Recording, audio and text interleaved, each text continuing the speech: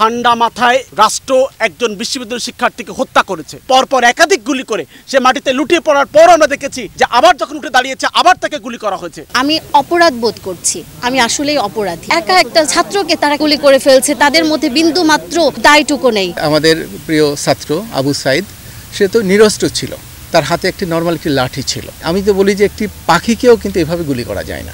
আমরা যদি আগে বুঝতে পারতাম, আমাদের উচিত ছিল গতকাল তার আগেই থেকেই তো এই ধরনের অবস্থা তৈরি হয়েছে, তখনই যদি আমরা স্টুডেন্টের পাশে এসে দাঁড়াতাম, আমরা যদি বলতাম যে কোনো স্টুডেন্টের গায়ে গুলি লাগা যাবে না, গুলি করাই যাবে না, তারা লাঠি চার্জ করতে পারে, তারা টিয়ার সেল দিতে পারে, আদার্স যে ব্যবস্থাগুলো আছে সেগুলো তারা করতে পারে, কিন্তু গুলি করার পারমিশন তারা কোথা থেকে পেয়েছে? এবং একা একটা ছাত্রকে তারা গুলি করে ফেলছে, তাদের মধ্যে বিন্দু মাত্র দায়টুকু নেই। এই জায়গায় আমরা মর্মাহত, এই জায়গায় আমরা আতঙ্কিত বলতে পারেন। আমাদের প্রিয় ছাত্র আবু সাইদ, সে তো নিরস্ত্র ছিল, তার হাতে একটি নর্মাল একটি লাঠি ছিল, এবং যে মুহুর্মুহু গুলি করা হচ্ছিল, এটাকে তো আপনারা কি বলবেন? এটা সারা দেশের মানুষ দেখেছে, আমাদের বেগম রোকেয়া বিশ্ববিদ্যালয়ের শিক্ষার্থীরা দেখেছে, সবাই দেখেছে। এবং আমি তো বলি যে একটি পাখিকেও কিন্তু এভাবে গুলি করা যায় না। তো একটি সভ্য দেশে, একটি গণতান্ত্রিক দেশে একটি সুশৃঙ্খল বাহিনী এই ধরনের অপেশাদার যে আচরণ, এটি কিন্তু কোনোভাবেই কাম্য নয়।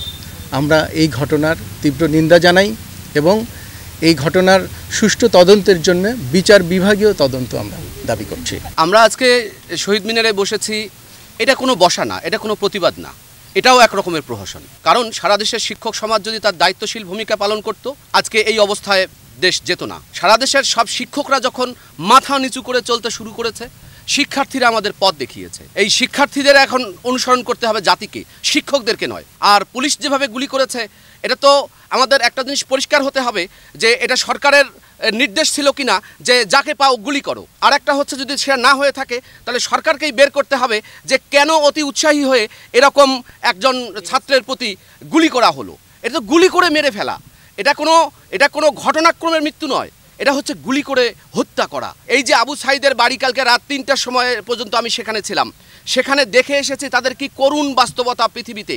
এবং এই আবু সাইদের বৃদ্ধ, জীর্ণ শীর্ণ ও মানে বিত্তহীন বাবার টাকাতেও ওই পোশাক কেনা হয়েছে, ওই অস্ত্র কেনা হয়েছে, ওই রাবার বুলেট কেনা হয়েছে।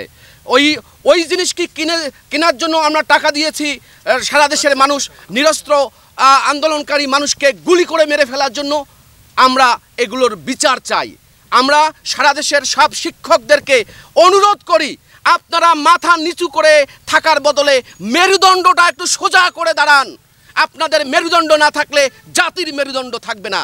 এই মেরুদণ্ডহীন জাতি আমরা দেখতে চাই না। ঠান্ডা মাথায় রাষ্ট্র একজন বিশ্ববিদ্যালয় শিক্ষার্থীকে হত্যা করেছে। একজন নিরস্ত্র মানুষ, যার হাতে কোনো অস্ত্র ছিল না, তাকে গ্রেপ্তার করতে পারতো, তাকে লাঠিচার্জ করতে পারতো, কিন্তু সে যখন আত্মসমর্পণ করেছে তখন পরপর একাধিক গুলি করে সে মাটিতে লুটিয়ে পড়ার পর আমরা দেখেছি যে আবার যখন উঠে দাঁড়িয়েছে আবার তাকে গুলি করা হয়েছে। আমাদের কাছে মনে হচ্ছে কোনো পূর্ব পরিকল্পিতভাবে কোনো উপরের নির্দেশনায় এই ঘটনা হয়েছে কিনা আমরা জানতে চাই। আমরা এর বিচার বিভাগীয় তদন্ত দাবি করছি। এই ক্যাম্পাস শিক্ষার্থীদের জন্য নিরাপদ নয়, আমরা সেই ক্যাম্পাস নিরাপদ চাই। এবং আমাদের যে শিক্ষকরা যারা তাবেদারি করছে, যাদের বিরুদ্ধে আপনারা আজকে অভিযোগ তুলছেন, হেলমেট পরে এই হামলায় শরিক হয়েছে, আমরা তাদেরও বিচারের আওতায় আনবার দাবি জানাই। এই জন্য আমরা বলছি যে বিচার বিভাগীয় তদন্ত কমিটি হলেই কেবল সবকিছু পূর্ণাঙ্গভাবে বেরিয়ে আসা সম্ভব।